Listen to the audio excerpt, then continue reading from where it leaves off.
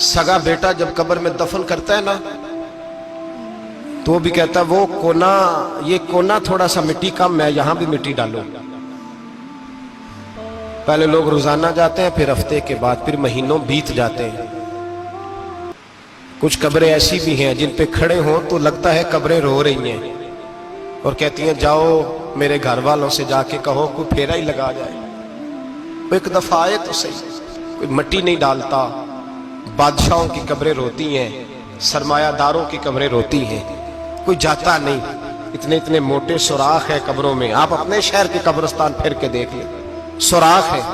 ओ भाई, हजरत मौला अली शेर खुदा कब्रिस्तान गए तो पहले रोने लगे, फिर कहने लगे कब्रों वालों क्या हाल है तुम्हारा।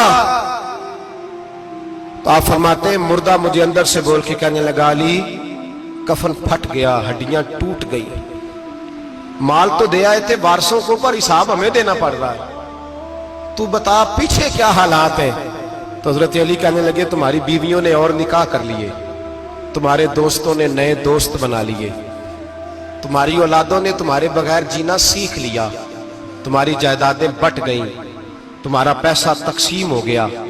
पहले तो कोई तुम्हारा नाम लेता था, अब तो तुम्हारा जिक्र खत्म हो गया है। अब तो एक दो नस्ल तक तुम्हारा जिक्र था, अब तो तुम्हें याद ही कोई नहीं करता।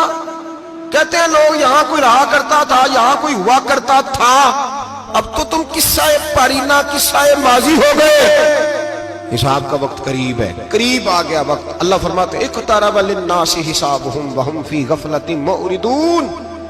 फरमाया हिसाब का वक्त करीब आ गया है तो अभी भी गाफल है। जुम्मतुल विदा, एक परेशानी लगाने का इरादा था, बड़ी परेशानियां पाली है, एक परेशानी और पाल लो। जिसको ये परेशानी लग जाए उसके अमल संवरने लग जाता है।